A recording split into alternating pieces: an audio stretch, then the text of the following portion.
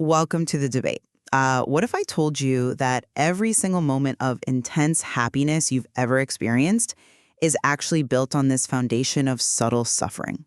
Wow, that's a pretty heavy way to start. I know, I know, it sounds dark, but hear me out. Today, we are exploring a tension that sits right at the very heart of human psychology. We're looking at the ancient Buddhist concept of dukkha. Right, which is usually just reductively translated as suffering. Exactly. It's often just called suffering, but we are going to look at it alongside its exact opposite, which is sukha. And sukha means pleasure or ease or flow. Yeah, and the central question we are hashing out today is whether that underlying friction, that dukkha, is just a glitch in how we process the world, or if it's the fundamental operating system of the universe itself. Exactly. So I'll lay my cards on the table right at the top here. I argue that dukkha is a cognitive construction. It is a psychological error, and it's rooted in craving. And because it is a constructed reaction, it can be completely and entirely extinguished. We can actually achieve a permanent state of sukha. And I take the opposing view on this one. I argue that dukkha is an ontological reality. Ontological meaning like, Meaning it is a structural instability woven into the very fabric of everything that exists. You cannot simply meditate away the fundamental friction of a transient universe. well, to really ground this for everyone listening, I think we have to look at the etymology first. Because suffering is such a heavy, dramatic English word. Yeah, it makes us think of physical agony, or like some profound tragedy. Right, and that's not exactly it. The roots of these words offer a really brilliant metaphor. The chariot metaphor. Yes, exactly. Yeah, so in ancient Sanskrit and Pali, sukha literally translates to something like a good axle hole. A good axle hole. Right, so if the axle of your cart fits the wheel perfectly, the motion is seamless, it is gliding. There's this sense of total effortless flow. But dukkha, literally dukkha, means a bad axle hole. Yeah. It means the wheel is warped, or maybe it's just slightly off-center. So every rotation brings this jarring bump. It is a vibration that travels up through the floorboards and rattles your teeth.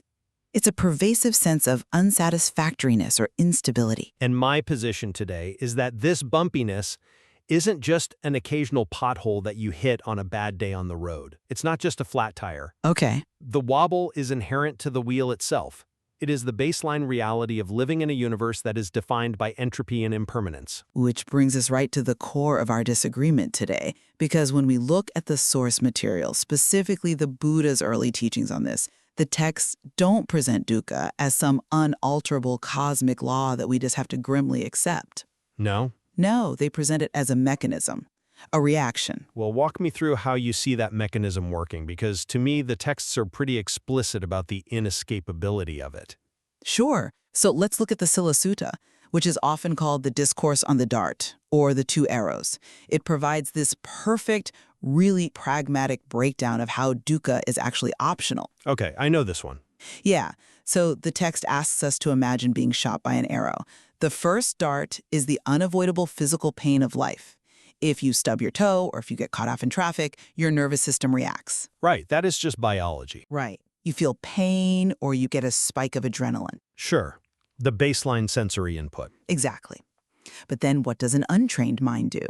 It immediately shoots itself with a second dart. Ah, the narrative. Yes, the second dart is the narrative. It is the mental anguish. It's the why always me, or the fury at the other driver, or the desperate craving for the pain in your toe to just stop right this second. Yeah, we pile on the story. We do. And the text explicitly states that a highly trained mind only feels the first dart. They feel the physical sensation, but they do not shoot themselves with the second dart. Therefore, dukkha, which is the mental friction, the distress, the second dart, is entirely avoidable. The pain remains, but the suffering is extinguished. I love the two darts analogy. It's so vivid.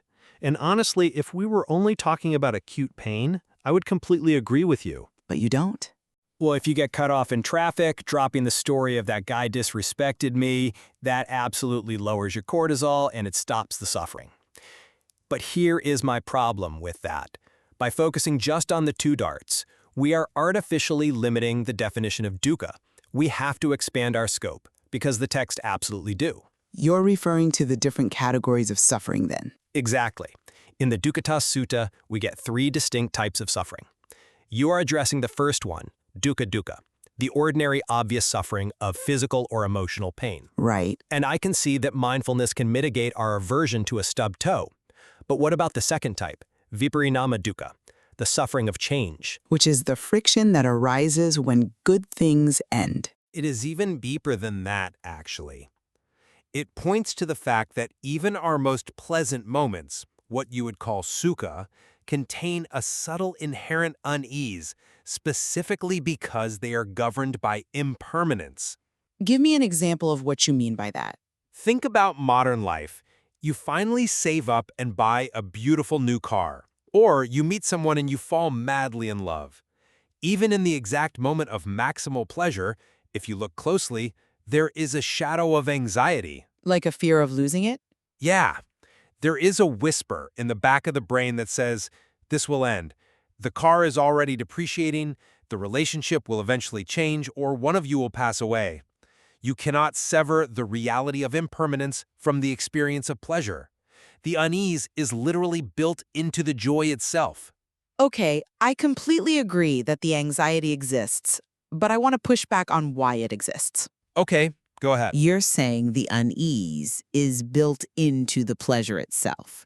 But if we look closely at the cognitive mechanism there, the suffering doesn't come from the impermanence. Then where does it come from? It comes from our ignorance of impermanence. It comes from our attempt to cling to something that is fundamentally fleeting. So you're saying it's still a user error, not a hardware flaw. Exactly. Think about the cognitive load required to hope a perfect moment lasts forever. It's exhausting. It really is. Let's say you're watching a beautiful sunset on the beach. You know the sun is going down. You know those perfect pink and orange colors are going to fade into darkness in about, 5 minutes. Right. Because you fully and deeply accept its transient nature, you don't scream at the sky when it gets dark. You don't suffer. Well, most people just pull out their smartphones and try to take a photo of it. Which is the perfect example of a modern second dart. That is true. We try to capture it, digitize it, freeze it, because we are terrified of losing it. The psychological friction, the dukkha, is the brain-burning energy trying to fight reality. Yeah, we want to hold on to the sun. Right. But if you truly integrate the reality of anicca, which is impermanence, into your perception, you drop that cognitive load. That release of tension, that ability to just watch the colors fade without demanding they stay, is true sukha. I see what you're saying. Recognizing impermanence actually allows us to experience pleasure without the desperate attachment that turns it into viparinama dukkha. Fix the cognitive error of expecting the temporary to be permanent, and the suffering evaporates. That is a highly sophisticated way of interacting with a sunset, and I have to say it makes perfect sense for things outside of ourselves. But fixing that cognitive error doesn't address the third and frankly the most profound category of dukkha, which is sankhara dukkha, the unsatisfactoriness of conditioned formations. Ah, the background radiation of existence. Precisely. This is the realization that every single aspect of our reality, including our own minds and bodies, is a construct dependent on shifting conditions. Okay. Yes, you can peacefully watch a sunset fade. It is outside of you. But you cannot peacefully watch your own cognitive faculties decline over decades in the exact same way. I mean, it's harder, certainly. You cannot observe the cellular decay of your own body as a purely detached phenomenon without experiencing the structural instability of existence. Sankhara dukkha means the wheel itself is wobbly, no matter how profoundly you accept the wobble. But see, if the wheel is inherently broken and cannot be fixed, then the entire structure of the Buddha's core teaching, the Four Noble Truths, makes absolutely no sense. Why not? Because the Four Noble Truths were explicitly designed as a medical model to cure exactly what you are describing. A medical model? Break that down for me. So in ancient Indian medicine, a physician followed a four-step process. Identify the disease, identify the pathogen causing it, affirm that health is possible, and then prescribe the cure. Right. The Buddha adopted this framework verbatim. Truth 1 is dukkha is the disease. Truth 2 is craving, or tanha, is the pathogen. Truth 3 is the cessation of craving is health. And truth 4 is the eightfold path is the cure. I followed the logic there, but how does that prove the disease can be entirely eradicated? Let's look at a historical account from the texts. King Pasenadi approaches the Buddha in a state of deep physical discomfort. He's lethargic, he's in pain, because he is drastically overeating. Okay. The Buddha basically acts as the physician here. He diagnoses the disease, which is physical dukkha. He identifies the pathogen, which is the king's craving for sensual pleasure through food. Right. And the Buddha prescribes a cure, mindful eating. By cultivating mindfulness, the pathogen of craving is removed and the disease of physical discomfort ceases. Yeah. The medical model exists because diseases are meant to be eradicated, not just philosophically endured. It proves we have absolute agency. The King Pasenadi story is a wonderful, pragmatic example of modifying behavior to reduce acute discomfort. I'll give you that. But you're extrapolating a diet plan into a cosmic ontology. I wouldn't call it just a diet plan. It's a demonstration of cause and effect. But look at the first noble truth in its totality. It doesn't just say stomach aches are the disease. Well, no. The Buddha explicitly diagnoses birth, aging, illness, and death as the disease itself. Right. You can cure overeating, you cannot cure aging, you cannot cure death. When he states that the 5 aggregates of clinging, our physical form, our feelings, our perceptions, our mental formations, and our consciousness, are suffering, he is stating that as long as we inhabit this biological machinery, we are subject to its breakdown. But again, he says the 5 aggregates of clinging. The clinging is the operative word there. Even so, the medical analogy is brilliant, but the health it points to is not achieving a state of immortal, frictionless physical existence in this world. True. The only true cure in this framework, historically speaking, is parinirvara, the cessation of rebirth entirely. While we are here, in the body, the disease of sankhara dukkha continues to progress. Entropy always wins.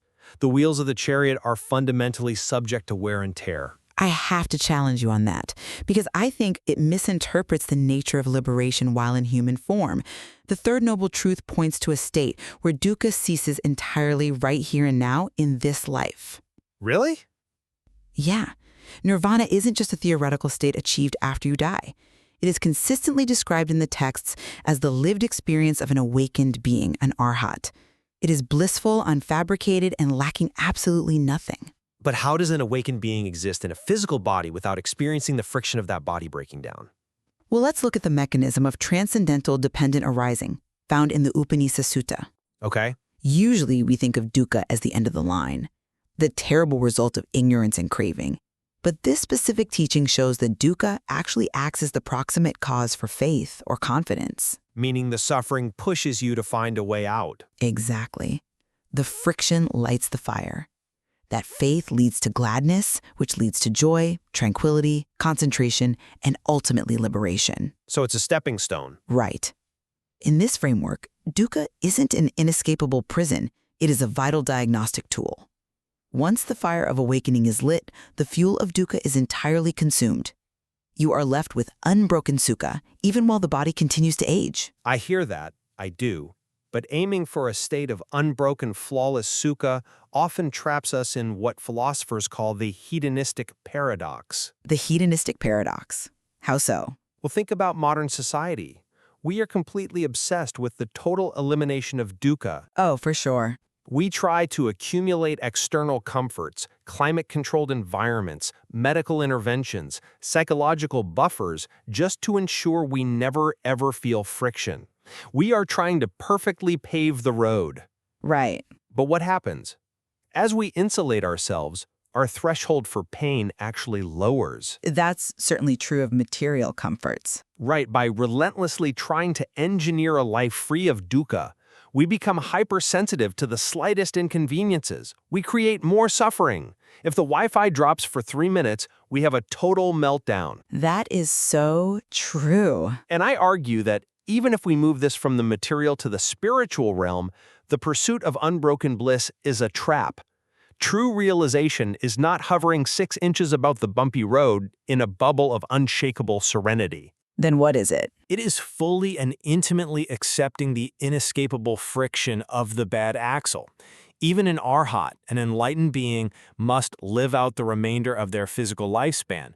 The Buddha himself experienced severe back pain and illness in his final years. Yes, he did. The physical aggregates were still breaking down. The bumpiness of the road remained. I actually agree with your historical facts there, but I think they reinforce my point. How so? Yes, the Buddha experienced physical back pain. Yes, his physical aggregates were subject to entropy. But did he experience dukkha because of it? No. Because he didn't throw the second dart. Exactly. Because the psychological pathogen of tanha, the craving for the pain to stop, had been entirely eradicated. The back pain was just a biological sensation. Okay. The hedonistic paradox you mentioned describes a materialistic approach to comfort, trying to pad the chariot with velvet cushions so you don't feel the bumps. Right. I agree that fails, but the Eightfold Path isn't about padding the chariot. It is about fundamentally changing the driver's relationship to the journey. But doesn't changing your relationship to the friction imply that the friction is still there? The physical vibration is there, but the suffering is not. Well, When the mind is no longer attached to the illusion of permanence, the structural vibration of the road is no longer perceived as a threat or a tragedy. It is just the nature of the road. And in that total radical acceptance, dukkha is extinguished. The wheel still turns, but the friction no longer burns. Let me make sure I understand what you're arguing here. You're saying that total radical acceptance equals the extinguishment of dukkha. But aren't we just playing a semantic game at that point? How is it semantics if the internal experience goes from suffering to peace? Because if the structural vibration of the road remains, and the wear and tear of the body remains, then sankhara dukkha, the unsatisfactoriness of conditioned things, is still technically present. You are merely changing your relationship to it. I wouldn't say merely. But think about the cognitive effort that requires. The very fact that we have to constantly deploy mindfulness, constantly maintain awareness, and constantly guard against craving suggests that the default state of the human organism is to slide back into friction. For our practitioner on the path, yes, it requires effort. right. We are pushing a boulder up a hill. The moment we stop applying the cure of mindfulness, the disease of dukkha reasserts itself. Why? Because the disease is ontological. I disagree with that. It is deeply embedded in our neurology to crave, to avoid, to project into the future for survival. You are advocating for a highly refined, continuous management system. That is beautiful, but it does not erase the fact that the human machine itself is built to generate friction. I think you are underestimating the profound, irreversible transformation described in the text. Am I? I think so. It's true that for most of us, mindfulness feels like pushing a boulder up a hill. But the texts are very clear that upon reaching full awakening, this is no longer a management system. So the neurology just changes entirely? The fetters are broken. The roots of craving are entirely pulled up. It is not a temporary suppression of a biological urge. It is a fundamental rewiring of consciousness. When you eradicate the craving, dukkha ceases. Completely. Not temporarily, not just when you are sitting quietly in a perfectly quiet room, but permanently. The disease is cured, not merely managed with daily therapeutics. I struggle with this specific part of the text because we have to look at how dukkha permeates the very concepts we use to navigate life, especially our sense of identity. Identity is a big one. Think about how we build our sense of self. We construct it out of those unstable aggregates we talked about earlier. We identify with our careers, our intellect, our roles as parents or partners, but none of those things have an enduring, permanent essence. Which brings in the teaching of anatta, or non-self. Right, which is inextricably linked to dukkha, because we are desperately trying to build a solid, permanent identity out of materials that are inherently fluid and impermanent. Like building a house on sand? Yes, and so the friction isn't just an emotional reaction. It is the logical outcome of an impossible project. We are trying to make the conditioned world provide lasting security, which it is structurally incapable of doing. Yeah.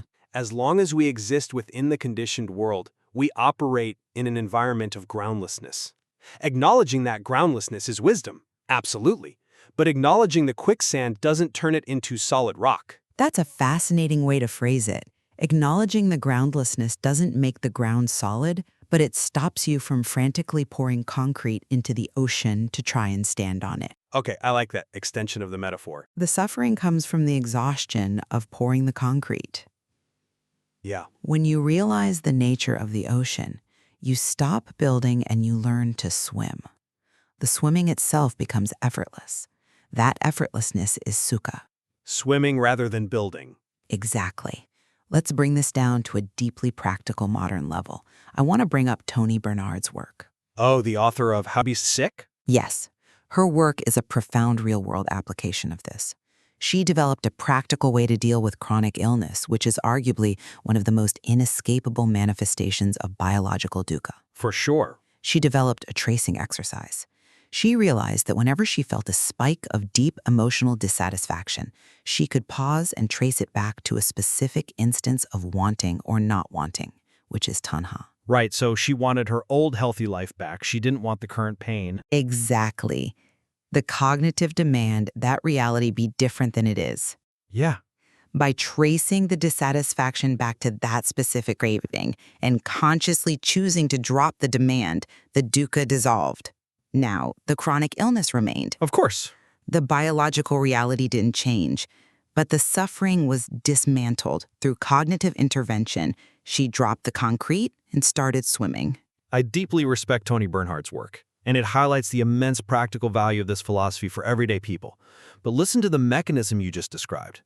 Okay. She uses the tracing exercise constantly, day after day. She explicitly notes that dukkha can be subtle, like that cart with a slightly broken wheel that jolts you each time it rolls over the broken spot. Right. She has to stop and say, this is dukkha, and consciously try to let go of the craving. But she does let it go. Yes, but it is a continuous engagement with an ever-present friction. It is a brilliant, courageous coping mechanism for the profound bumpiness of life. But it is a testament to the fact that the axle hole is bad. I see your point. We can learn to absorb the shock beautifully, with grace and equanimity, but the shock remains a feature of the journey. To me, realizing that the fundamental nature of conditioned existence is unsatisfying, sankhara dukkha, is not a reason for despair. How is it not? I mean, it sounds pretty bleak. Because it is deeply liberating.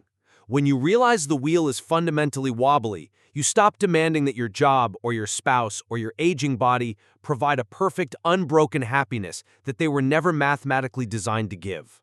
Ah, The relief is in accepting the wobble, not pretending we can fix the wheel. that is a really powerful perspective.